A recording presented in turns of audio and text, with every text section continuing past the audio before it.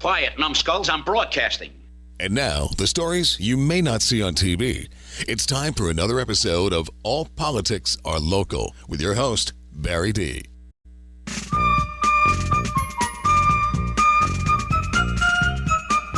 All right, this is another exciting episode of All Politics Are Local, a weekly show hosted by me, Barry Dee. We are live from the WCHE studios, Chester County's only AM and FM radio station, here on West Gay Street in Westchester, right next to La Tartine, a lovely Mediterranean restaurant that has 162 reviews on Google and a 4.9 out of 5-star rating. Yum! That's another shameless plug from one of the neighboring businesses.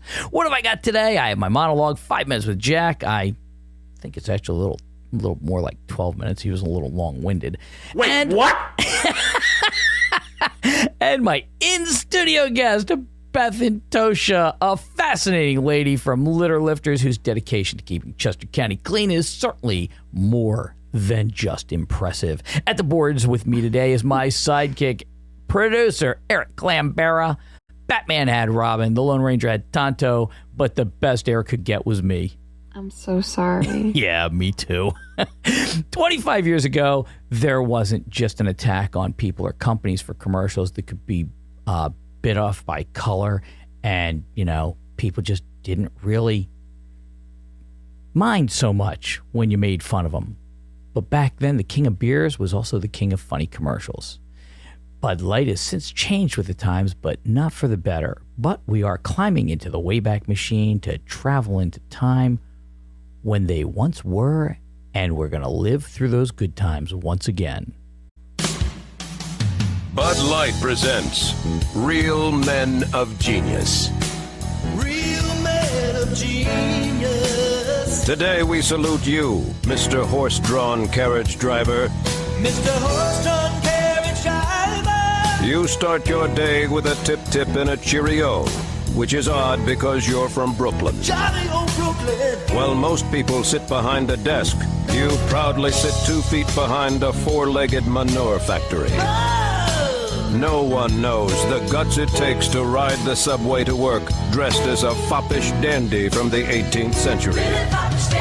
Blaring horns, profanity, vicious insults, all met with a courtly tip of your stovepipe hat. Cheerio! So crack open an ice cold Bud Light, buggy boy, because the way you say giddy up makes us say, whoa. Whoa, whoa, whoa. Bud Light Beer, Anheuser-Busch, St. Louis, Missouri. This is the official episode 4 and season 2 of my show. Last week I was saying I needed to rewind the doomsday clock since I was amazed this show had made it on the air as long as it has. Surprisingly, it has actually gained quite a following of listeners, but really, who'd have thunk we would have made it this far? It's the final countdown. Hey, slow down, Eric. We don't need to rush this thing. Both of us still need some kind of paycheck. Today's monologue hits real close to where we are today in Chester County. We may be the wealthiest county in this Commonwealth, but that doesn't exempt us from the amount of poor that we have. And we have a lot. Being in radio, Eric and I both know it. In fact, Eric's so poor, he has to live in Delaware County. In that county east of us, they're so poor they can't even afford all the letters to say Delaware County, so they just say Delco. But I digress. Look, we have homeless in this town living on our streets. I saw one woman huddled up in a sleeping bag the other night just around the corner at a bank parking lot on Church Street in this frigid weather, and you know how cold it's been. I know this was an older woman because I saw her an hour earlier at the same location hanging around, and I recognized the color of the sleeping bag from the little cart that she had. Anyway, there's a church in this area, St. Agnes Catholic Church. That's located 1 block away from the WCHE studios that helps out the poor and the hungry. They have a bunch of volunteers and donors. They make and give away meals every day to people that cannot afford to eat. Think about that. There are people in this county that cannot afford to eat. I'm going to say it again. There are people in this county, right here in the county seat, the borough of Westchester, that cannot afford to eat. Maybe they have physical or mental problems. They could have an addiction problem. Maybe it was the luck of the draw and they ended up that way. I can't tell you how they came to living on the street or don't have enough money to eat. I certainly know that with wild inflation, there were a lot of people living right on that edge that were barely making it before inflation started. And that Well, that caused them to cross over that line to not making it. But one thing's for sure, both you and I could be in that same position tomorrow, and by the grace of God, today, we are more fortunate than them. Now, St. Agnes, the Catholic Church, has helped these people out with a program of free meals. Free as in, come in, get a decent meal, no obligation. They are here to help. And then, as it turned out, St. Agnes is nothing but a lawbreaker. That's right. These criminals down there at St. Agnes Church are giving away food, and it's against the law to do that. 1,000+ people per week now cannot get a free meal because it is specifically outlined in the Chester County Guidelines for Temporary Food Facilities. Section 3, food items to be offered to consumers, states the following. No food prepared in a private home or which has been processed in a place other than a commercial food processing establishment regulated by the CCHD or any other appropriate official regulatory agency shall be sold, offered for sale, or given away. If food is prepared outside of Chester County, a copy of the facility's valid license from the appropriate regulatory agency must be submitted to the CCHD. This provision does not apply to facilities operated by voluntary nonprofit groups if the foods offered are limited to cakes, cookies, candy, bread, prepackaged commercially offered goods. It says commercially goods. That doesn't make sense. And or non-cream pies. So I get it. The health department has to follow the law, and they have to enforce the law. Totally understand. Therein lies the problem. It's the law itself, and why isn't this being looked at, or is it now? The fact is this. If someone were to get sick from the food that one of the 157 community chefs, 157, cook in their homes, there's a liability that would have to be handled by the church. This is no different than if one of the local restaurants between our studios and St. Agnes served a bad pickle beet. They're liable for getting that person sick. The only difference, one has a food handler's license and the other doesn't. It could be argued that it lessens the chance of someone getting sick, but there's no history of that happening with these meals. So the liability, that lies within St. Agnes Church. The county doesn't bear any responsibility if something happens. Hell, they spent like $11 million on COVID test kits that's tax money that were bogus. And we're never going to see that money. I have $5. I will bet any Chester County Commissioner. I'll bet all three of them on that. And when they lose, they'll have to come on my show and talk about the issue. And I'll bet another $5 that none of them will take that bet. Oh, boy. That's right. I requested that Director Jeannie Franklin come onto my show in order to clear up the misunderstanding about this issue by the public and explain the law so that people understand they're just following the law. Look, I got no problem with that. I then received a letter from the answer girl at Chester County government, Rebecca Brain, who responded with this. Thank you for the invitation. This is Rebecca's voice. That's my inside voice for her. Thank you for the invitation to Jeannie Franklin to be interviewed regarding the current issue with St. Agnes Day Room.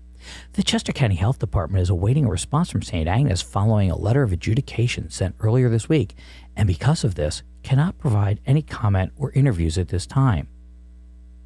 Now, a letter of adjudication in this case is most likely a cease and desist. I don't know, because they didn't supply me with a copy of it, but there's nothing that states that they are working on a way to make this work. So let me break this down for you the way the law is now. If you see someone on the street, they need food, now you reach into your Scooby-Doo lunchbox and take out that ham and cheese sandwich that you made this morning for your lunch this afternoon, and you hand it to the person as a gesture of kindness, criminal. Subject to prosecution by the Chester County Health Department because that prepared food that you were going to eat is not prepared in a Chester County licensed kitchen and could contain foodborne pathogens that could come from some market where you purchased the contents for the sandwich that was licensed by the Chester County Health Department. So, for your safety and the safety of others, please do not endanger people by feeding those in danger of dying from starvation. You could make them sick and be prosecuted. In other news, oxygen is an oxidizer and corrosive. Please stop breathing because oxygen could potentially kill you. Ooh, I'm dying! Let's hope the silver lining to this incident becomes a catalyst for change in the regulations. Perhaps a warning posted with the free food that states the food was not processed in a Chester County licensed facility and there's a risk of injury or death. That would be just fine.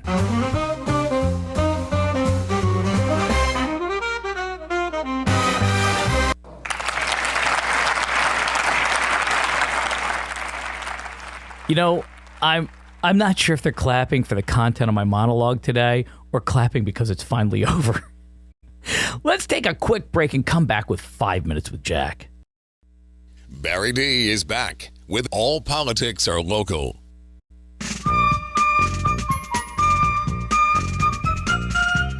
All right, I am back. Well, you know, it's that time of the day. By the way, Carla from Chester County Ramblings is out today. She let me know a couple of days ago she's working on some stories, but she just wasn't comfortable with releasing information yet. She'll probably be back next week with a new theme song, by the way. She's tired of the Partridge Family. Oh, wait till you hear what I got coming for her.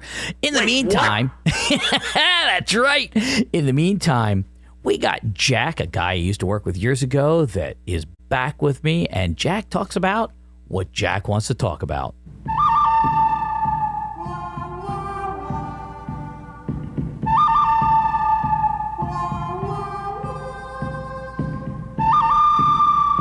Hello, Jack. You with me? I am Barry, and how are you, sir? Oh, I couldn't be better. And yourself? Living well as always, my friend. Living the American dream, right? As always, and the air seems to be a little crisper and smells a little nicer since we have a new administration. I would like to say that there's a new sheriff in town. It seems like we actually have a leader in the executive branch of our government. Well, you're a big Trump guy, aren't you? I am a conservative, Barry. Okay. That is my political affiliation. I identify as conservative in all aspects. Okay, well, I don't know that Trump is actually conservative, but he seems to do a lot of conservative things.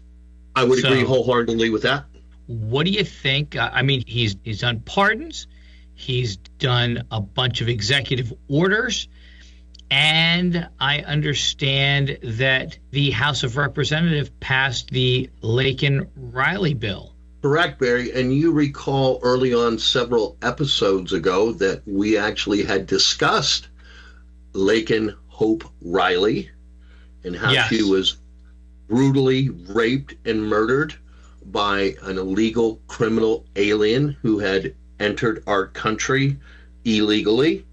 And in that episode, you described several women that had been assaulted and either killed or injured terribly. Exactly. They were taken from their family in a most brutal and heinous way. I'm glad to hear that the House of Representatives and the Senate has approved, and it's going to be going to the president's desk for signature. Interesting thing about that. Have you looked at the people that voted for it and the people that did not?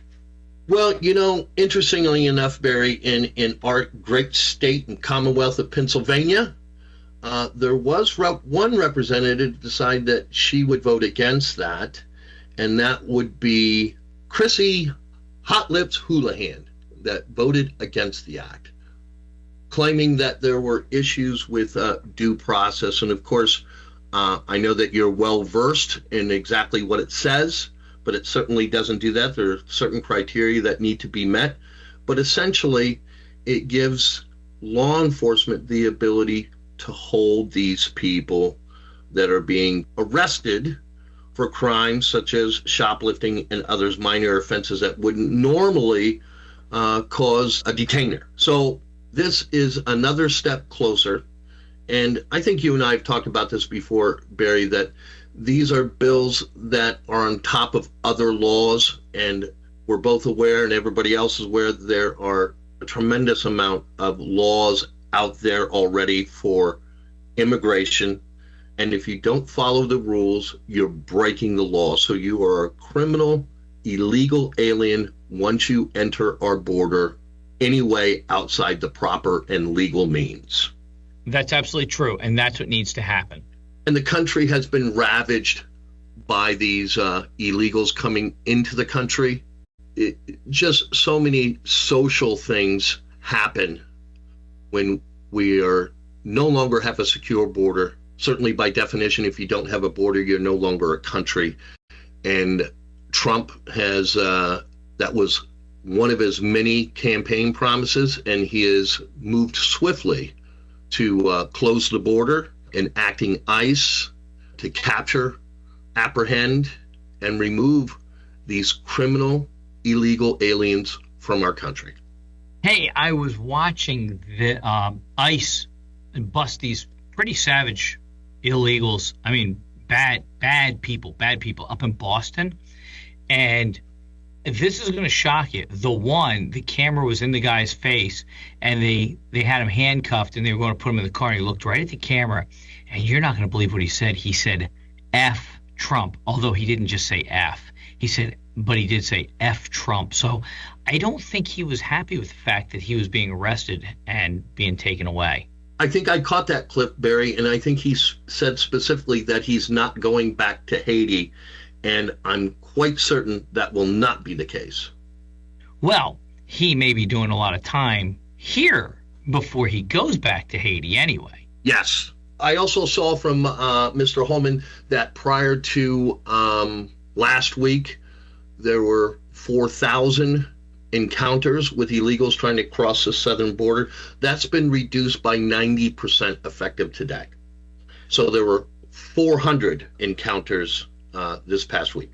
That's interesting, because all that is old is new again, because under the first Trump administration, he greatly reduced the amount of people coming over, especially when he closed the borders and said, listen, you guys can all come in and apply for your asylum, but you have to stay in Mexico. The stay in Mexico thing was enforced, and that changed everything. The amount of border crossings dropped precipitously when that happened.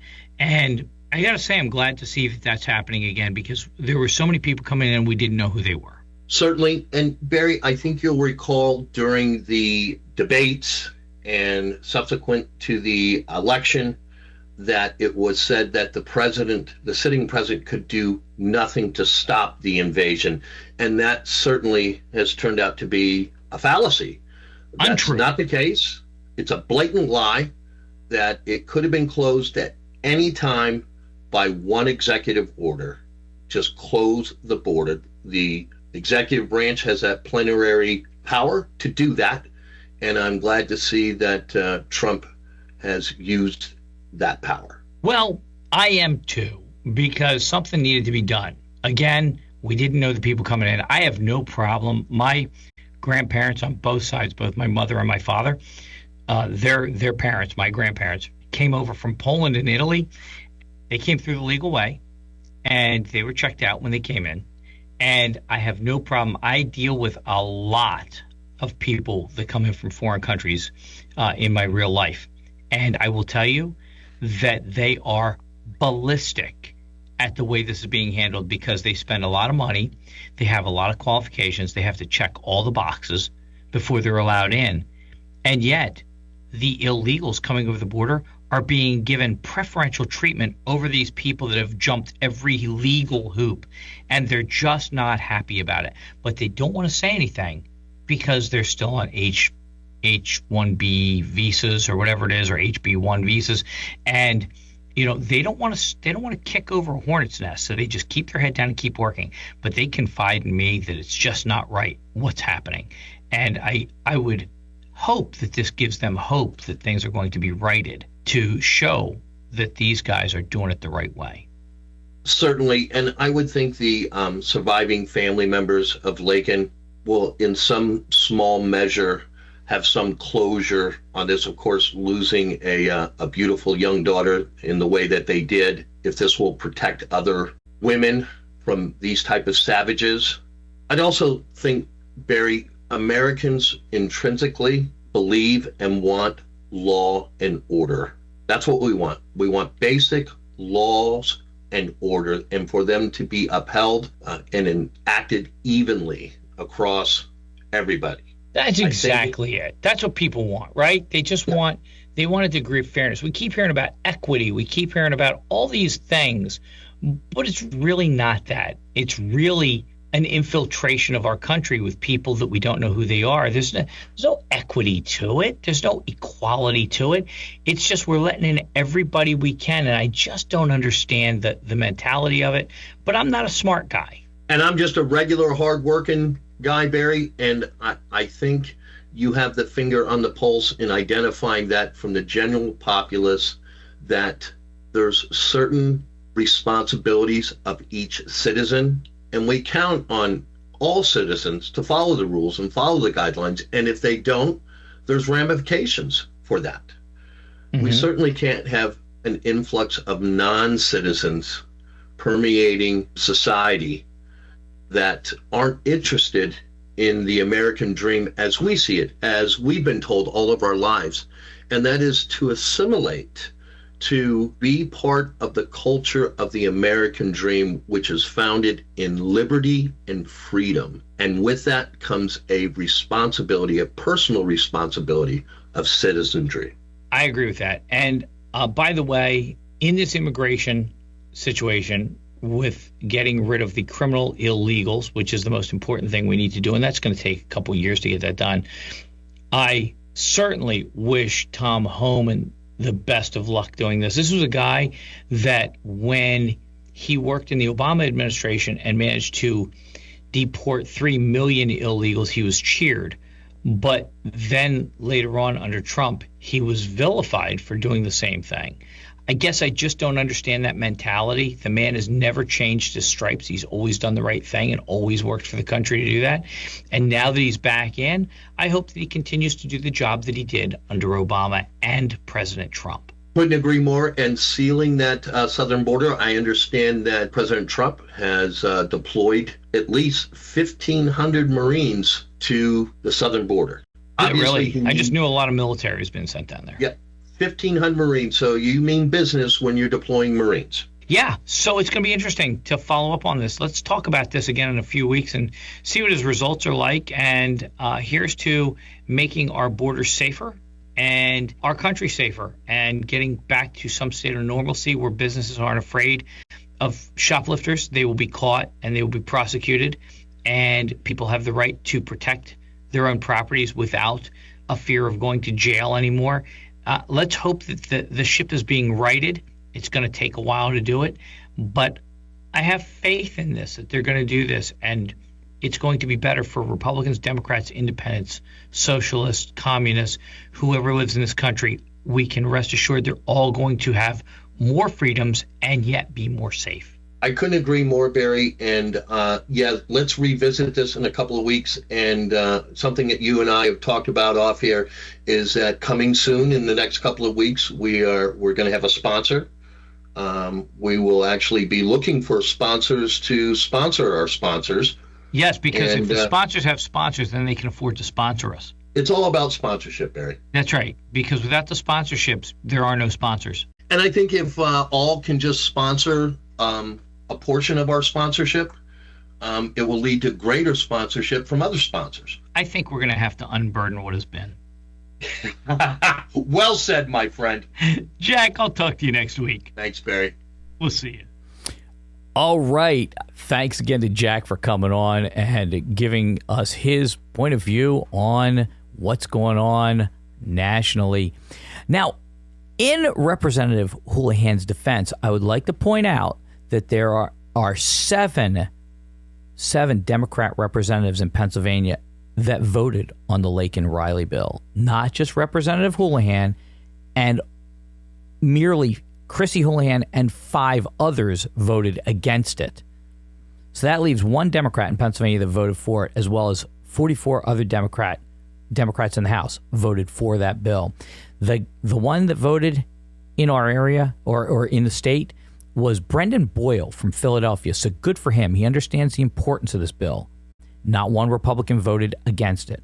Now let's take a quick commercial break and come back with my in-studio guest for today, Beth Intoccia from Litter Lifters, a segment you might think will be boring, but I assure you, she is quite interesting.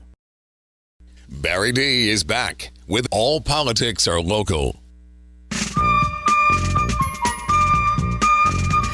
All right. Thank you, J-Bo Jones. I am back. My guest today is Beth Intoccia, who leads a group called Litter Lifters. Beth is not one to waste time with fancy words. Much like her work ethic and mission, the name of the group clearly states what they do, which is clean up our countryside around the county along with our roads. The job is not glorious, but it is rewarding. Much like painting your house, it's a big job broken down into smaller jobs. And when it is done, the view is remarkable in the sense of accomplishment. Well, leaves one in amazement. Beth, I usually have some introductory music for my guests. You ready for yours?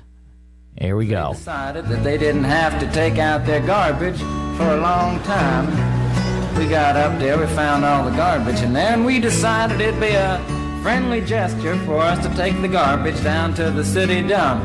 So we took the half a ton of garbage, put it in the back of a red VW microbus, took shovels and rakes and implements of destruction, and headed on toward the city dump. Well, we got there, and there's a big sign and a chain across the dump saying closed on Thanksgiving, and we had never heard of a dump closed on Thanksgiving before, and with tears in our eyes we drove off into the sunset looking for another place to put the garbage.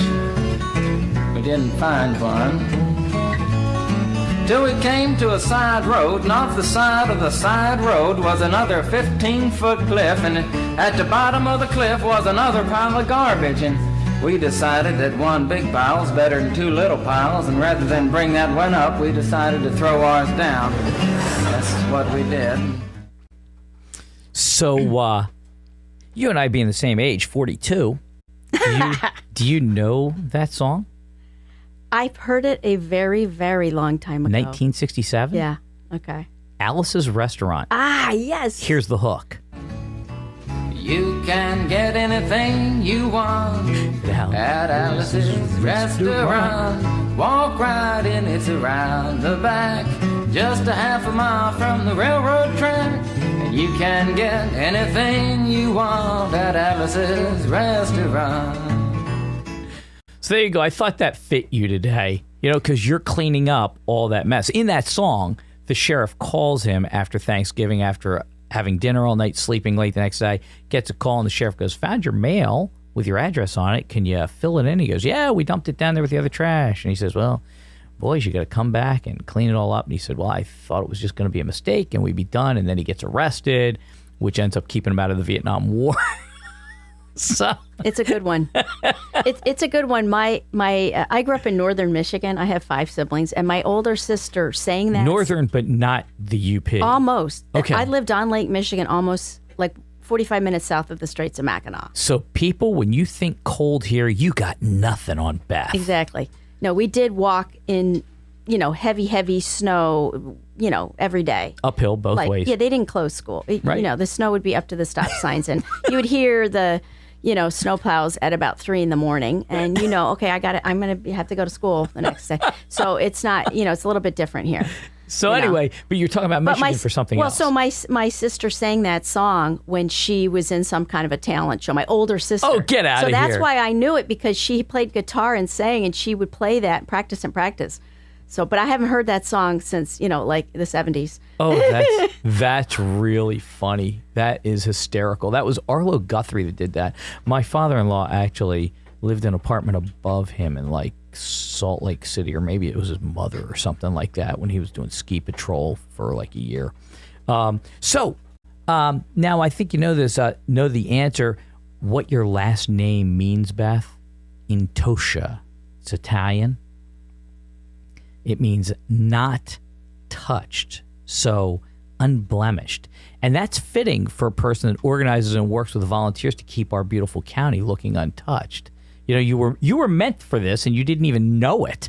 So, litter lifters. I've known you for a while now. I actually visited. I'm such a loser. I actually didn't have time to do the cleanup. I just did some video work. When you did the Schuylkill, on the Schuylkill Trail outside of Montclair, like last year, not last year, now 2023. Yeah, so yes, that was a project that I worked with for 7 months with 8 people, that event. It was a cleanup of the Schuylkill River. Mm-hmm. It had never been done. I partnered with a new nonprofit, Save the Schuylkill, which was a bunch of young people who enjoy the Schuylkill River and could see all the litter, all the tires on this route that they would do all the time. And they decided to form a nonprofit. So they were just starting it when I got wind of them through another litter lifter committee member. And they said, I think you should, try to connect with these people. So I offered to volunteer. I had event planning experience that they didn't have, but they knew the river inside and out. So we had almost weekly Zoom meetings. It was a ton of work because we had to comply with government regulations. To pick up trash. Yeah, I mean, we did this for free. Right. It was a real learning experience because it was a very challenging event. But in the long of it, we got 115 volunteers showed up. And it was massive. You had that parking lot filled with cars. It was unbelievable. Yeah. Everybody got on buses and we went to the location. Yep, we got it. We people stationed their kayaks and paddle boards north of the river. Right. And then drove down, and that was where our meeting point was. That's where you and Roy were there. Mm-hmm. And then we attacked the river, and we got 7. And it was an attack. There's no question about it. Yeah, it had never been done. We got 7 tons of litter hauled out of the river and the banks of the river. 14,000 pounds. Is that how much that? Okay, I never really figured it out. Okay. 2,000 pounds per ton. And I had to estimate, fortunately, A.J. Blazinski offered to pay the total cost of the dumpsters and the haul away. That was a $4,000 donation. They didn't hesitate when I approached them. And I'm friends with Bob Bonney, who was a former PA Fish and Boat Conservation Officer. So Bob actually made that connection for me. Oh, I think you had the cake for him, didn't you? Yeah, I did. I bought the cake. Yeah, bought a cake for him. Clay's. That was a great thing that you did for him on that. Yeah, Bob just retired, and actually our township did a nice thing for him too. But anyway, so Bob it was the instigator really to get that contract nailed down. But that was a huge nut. If AJ Blazinski had not offered to pay for the cost of the trash haul away, we could not have done the event. We didn't. Who has $4,000 sitting around? Yeah. I mean, we were willing to give our time, but that was a cost. And then we had a lot of companies donate gift cards. So it was a really hugely successful event. I'm going to give a shout out to Kimberton Inn. Kimberton Inn gave us well over $1,000 of gift cards, so that every volunteer got a gift card. And we had other Phoenixville businesses that stepped up and said, "We love what you're doing." And prior to that, I had done 2 French Creek cleanups, and we got 170 bags of litter hauled out. So the French Creek, when we did those 2 cleanups, we did one 911 21, okay, and 43 people came out. Then we did one May of 2022, and then we hit the Schuylkill River. So we had cleaned up that section. That was an area, too, that had never been cleaned up. So anyways, I care a lot about keeping the waterways clean and keeping our township, West Vincent Township, clean. We started this group 4.5 years ago, and we started with like 3 people and in May of 2020, and I have about 180 people that follow our work. So I have a big group email list. It's government officials, it's business leaders, it's residents. I have people that I call them cheerleaders, who they physically maybe can't go and help an event, but they are supporting me with their words, saying, "I love what you're doing. Thank you so much. It looks so much more beautiful and cleaner in our municipality. We see it. We appreciate it." And so we grew from just, of 3 people. We have a committee of 7, filled committee. And but these are working people. They not only they not only do the committee, they get out there with their gloves on and go to town. Oh yeah. That's the thing. Yeah, we're very thorough. So we've picked up over 30 tons of litter in Chester County. I've organized about 50 events, and we not only have beautified our township, and it's really looking beautiful now. I mean, I didn't know how much litter was in our municipality, like Ludwig's Corner, where your business is located. We adopted through PennDOT and Keep Pennsylvania Beautiful that stretch of road, and we've collected about 500 bags of litter over 6 cleanups on just that 1 2-mile stretch of road. Well, it's a major It had never thoroughfare. been cleaned up. Major right. Never been. Listen, I grew up in Eagle. The amount of trash that would end up on my family's farm, we had, not quite a quarter mile of frontage on Route 100, and every week I'd have to go down and pick up trash before I cut the grass down there. Yeah. If I didn't, my father would be angry. And my father's trash man. We're Italian. It's either concrete or trash for us people. And And he did not want that stuff getting chopped up with the mower. So I had to go down with a bag. And I could easily fill damn near a 40-gallon garbage bag back in the 70s, which is funny since I'm only 42. And, fill that up. I literally one day, I'm pointing my finger at her right now, literally one day was going to pick up the trash and a Cadillac pulled over and people threw out Kentucky Fried Chicken trash while I was turning to, they were only like an eighth mile away from me, threw it off to the side and then pulled out and drove away. Yeah. I had to go pick it up. Yeah.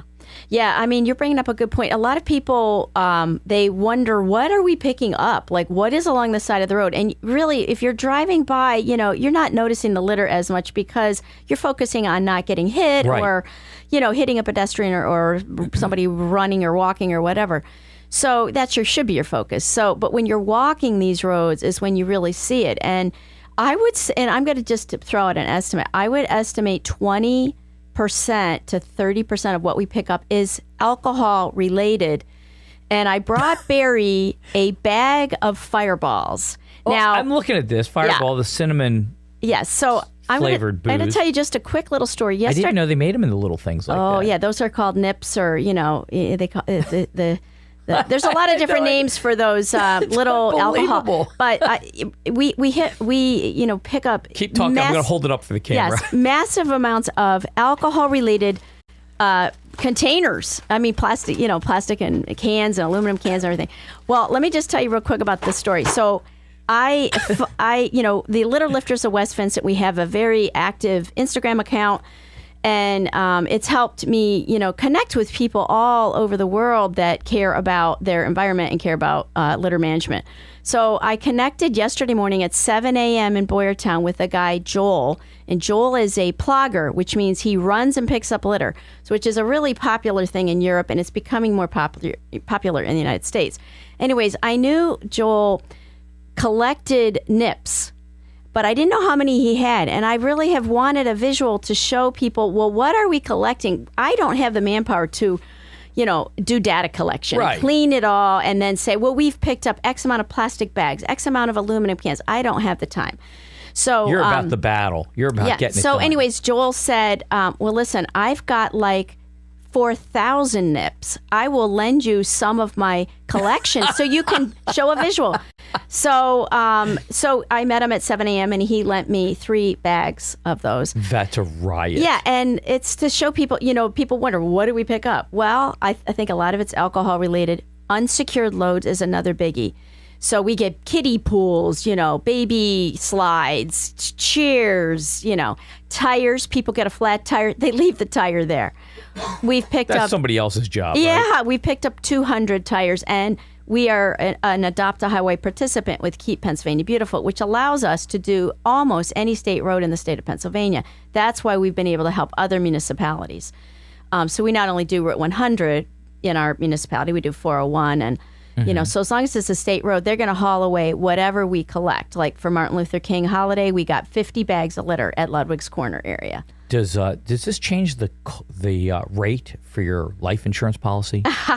Oh my God, you guys are on that. I saw you doing Route 100 the one day, and it was amazing. You guys were everywhere. You're like little ants. Yeah, we, insurance safety is number one. Mm-hmm. So I connect with obviously our local police and Mike Swininger. He supports all of our events in the township.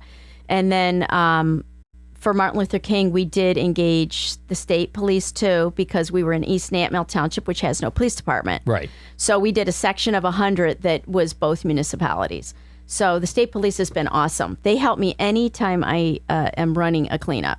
And I feel like we need a little extra safety detail. And then our municipality purchased 8 litter crew ahead signs, which get set up strategically so that cars know where we are. So, yeah, safety has to be number one.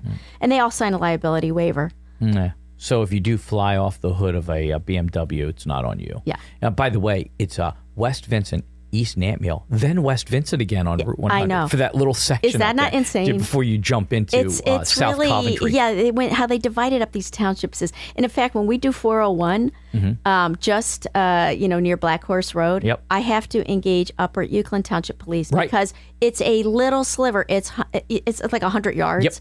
But because we're on for that particular stretch, I do get both West Vincent and Upper Euclid There you go. involved. Hey, we're going to jump over because we got to pay some bills, so we're going to do some commercials. We're going to come back and want to tell you the most unusual thing I ever picked up alongside the road.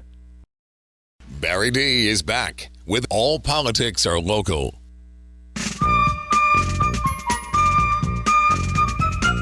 On with Beth Intoccia from Litter Lifters, talking about cleaning up Chester County and, of course, how you can help, which everybody should. Look, a day out of your life in a year. Come on now. You could do something like that. So, real quick, Beth, most unusual thing you ever picked up alongside the road? Let me see if I beat you. Go ahead. Okay, I will start. No, this was kind of funny. I was on 100 near Horseshoe Trail with a group. We thought we had a human head, okay? It looked like a human head. I said, we assessed it. There was about 4 or 5 of us. I said, don't touch it. It could be evidence. Eric missed that. You should have been, yeah. Yeah, and so, yeah. So the police were there. So they always give me their cell number. So that I don't walk across busy roads saying, hey, can you go over? So Sergeant Russell was on duty. I said, Sergeant Russell, I need you. He came over and he used his, he had a special stick. Well, what it was the head stick. It was for probing this heads. This is what it was. It was a decomposed basketball. I guess inside of a basketball, it's like a string that's going around and around and around. And that looked like the hair. Right. So it was actually, and it probably was there 50 years. Wow. And it was a basketball. So I would say, and it freaked us out totally. One time, I'll tell you another good one. Right on Birch Run Road, one of our volunteers got a bow and arrow, like a full on, hunting. Really? Yeah. And she called the police, and she didn't want to touch it. Yeah. And we don't know if it fell off of a vehicle or if somebody had stolen it and was hiding it along the woods. We weren't quite sure. Yeah. So that was another unusual thing. Wow. But that's about it. Ready for mine? Yeah. A full box of Chester County government checks. Wow. Wait, what? Yeah, that's right. I could have started stroking my own check, signing the commissioner's name. It was in the 70s, and it fell off a delivery truck or something onto our farm. And I went out there. I'm like, what the hell? Yeah. And sure enough, checks. Yeah. They actually wrote an article about it in the Daily Local News, and they said, it would have never been a problem. Yeah, let me tell you what, the wrong person, it would have been a problem back then. It really would have. But they were computer checks back in the 70s. So, yeah. Yeah. Well, so with the Litter Lifters, again, we started 4 years ago, and we work closely with government officials. We work with businesses. We work with the residents. It's really the reason we've had success is because we are hitting all 3 of those groups of people. The police are awesome supporting our events. I work with Chester County Planning Commission. They started a Keep Chester County Beautiful affiliate. So they're working hard on initiatives such as they had the political sign recycling event. And I don't have the exact amount of tonnage, but they reached out to 5 or 6 municipalities that were willing to be point places. So after the election, these signs got dropped off at these point places and then were sent to RSI, which is a recycling center in northern Chester County. And I believe it significantly reduced the number of political signs left behind, because that is something that I've been personally You need a place to put them away. Well, an issue we've had that I've noticed is that political signs get left behind by a volunteer. They're not keeping track of where they place them. And it is litter with your name on it. I think that this event that the Chester County Planning Commission initiated and organized, it was a lot of work. It was very successful. And Delaware County actually had already done it. So we copied what they did, and I had nothing to do with it. But I, as a resident of the county, I visually see less political signs left behind after the last election. I do think this initiative helped. So, well, you're a driving force. I mean, I get the emails from you too, because Beth and I actually do team up on that. She'll drop a lot of those off at my location because I take the metal and it gets recycled by the Boy Scouts, so they have money for their jamborees. They do a lot of metal recycling. And the plastic I always also handle through another source. So I do my part at least there to help out as a central drop-off point. Yeah, Barry has helped me tremendously because I was just taking these signs that I would collect, when I'm out and about in Chester County, and I would put them in with my regular trash. And I always felt bad about that. I have gone to the Chester County Solid Waste Authority landfill, and once you visit a landfill, you'll see we have to think of ways that we can reduce consumption. So I did feel guilty putting those signs in, but Barry reached out to me and said that he works with a local Boy Scout troop. So when I do collect signs, I hand them off to Barry, and then he hands them off to the Boy Scouts. Well, that's so an easy one for you too there. Yeah, but it was a good partnership. Again, that's a businessman who said, hey, I think I can help you in this way. I have had a lot of municipalities reach out to me that are interested in starting litter task forces, such as the Litter Lifters of West Vincent Township. You don't set up chapters. You don't want to get involved in any of that whole chapter thing. You just want to go, here's how it works, and let them go, right? Yes. So back in August, Bill Ratu reached out to me. He's a journalist with the Daily Local. Yeah, great guy. Yeah, and he wanted to do an article on us. So because of that article that was on the front page of the Sunday edition, a lot of municipality leaders contacted me saying that they also knew they had a litter issue in their municipality. They didn't know how to tackle it. Would I be willing to speak with them? So I'm doing a lot of outreach with area municipalities, and a lot is happening in the county that's good. Task forces are getting started. They're creating, volunteer groups that are cleaning up these filthy roads. So it's a movement. It is happening.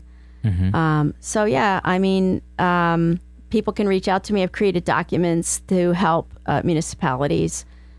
It is much better than it was back in the 70s. The roads used to really be filthy back then.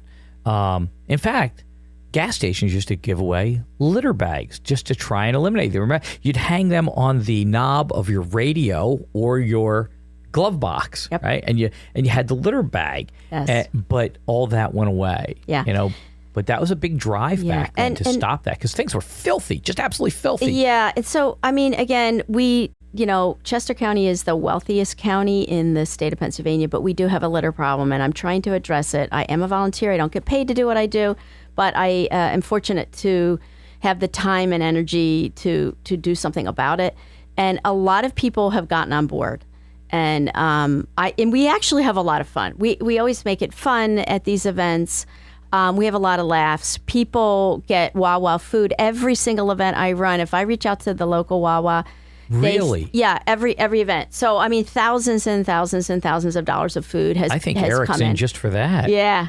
Yeah, who doesn't want a Wawa hoagie? Right. Like this for Martin Luther King, we were probably the only cleanup that occurred in the whole county in honor of Martin Luther King holiday. We moved ours. It was cold. Well, we moved ours to Saturday. Okay, we looked at the weather. Yeah. So, Wawa gave us coffee and donuts, and we had, high school kids show up, and we had about 30 people show up. Yeah. So, that was an adventure, and they had the day off. Well, yeah. Our event was Saturday. We moved it to Saturday because of the snow. Good. Kids had the day off then too. Yes, of course. Yes, but these kids had to show up at 7:30 in the morning. We start early because they were not the ones throwing fireballs. No, then I can tell you that. No. And I will use that as some kind of a visual. So that's a biggie, and I really believe if more groups get started in the county, we're going to be making a larger impact. So it's self-policing. Do you remember the commercial back in things got so filthy back in the 60s and 70s. They had the commercial. Remember the Indian?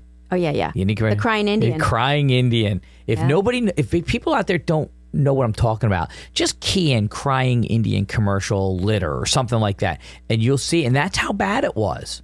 That they actually had TV public service commercials because of the litter. That's how it was. It was an epidemic back then. Yeah, and I've been a resident of Chester County for 27 years, and I love Chester County. It is a beautiful county. It has a lot of so many parks to hike and walk in. Great restaurants, great culture. I want to keep it clean though. The roads. there's a big movement of protecting open space in the county, which is admirable. However, if you're driving a road that is filled with litter to get to this park or natural lands or whatever, we're missing the point. We have to manage you have to the litter. preserve what you got. Yeah, and it means government working with residents, working with businesses. All three have to work together. Mm-hmm. And that's the key right there. Let's do a quick wrap up because I'm going to have to close out the show. I want contact information, all that type of thing, website, all that. Well, we have an active Instagram account, which is Litter Lifters of West Vincent. You can find us there. And then we are on the township website, which is West Vincent Township, under Litter Lifters. And then just when I have events, I create a Facebook event post and post it on local Facebook groups, depending on the area that we are working in. So pretty much people know about the Litter Lifters all over. And how do people contact you if they want to They contact can contact us on an email, litterliftersofwestvincent@gmail.com. They can check us out on Instagram. My contact information is there. My name is Beth Intoccia. And do you have a Facebook page also? Then No, we don't. We don't have a Facebook account. Okay. Okay. Yes, yeah, we didn't really need that, but but that's it. Okay. And then we're going to have 3 events coming up. What dates are they? We don't have the dates set yet, but we're going to be doing Route 100, and we partner with Camp Hill Village, Kimperton on Pewtown Road, and we also partner with Green Valley's Watershed in northern Chester County.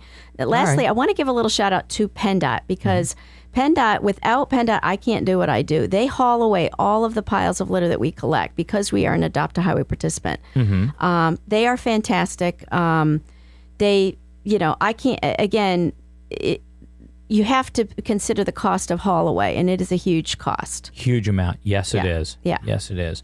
Okay. I got to close out the show. Hang tight there, Beth. Don't go anywhere. Most women try and run, but I keep them trapped till the end of the show. It's time to wrap up the show, and I'd like to thank my guest, Beth Intoccia, for coming in and talking about cleaning up Chester County one street and one creek at a time. But with your help, it'll get done faster. And would it kill you to give litter lifters 1 or 2 days a year to get out there and clean up your own county? I've traveled all around the world, and Chester County is one of the most beautiful areas I have ever seen. There are some that have more of a wow factor, like you go to Hawaii or something like that. But overall, our little area of the globe, well, we are very fortunate to have it. Let's protect it and help Beth make it happen. Thank you so much, Eric Clambera, my producer here at All Politics Are Local. His dedication and hard work comes at a cost, a very meager paycheck. Eric is also the co-host of the morning show here at WCHE Monday through Friday. Tune in, especially Mondays and Wednesdays when it's Eric and myself. If you've never had the desire to put forks in your eyes, just tune in and listen to us. Like, oh my God!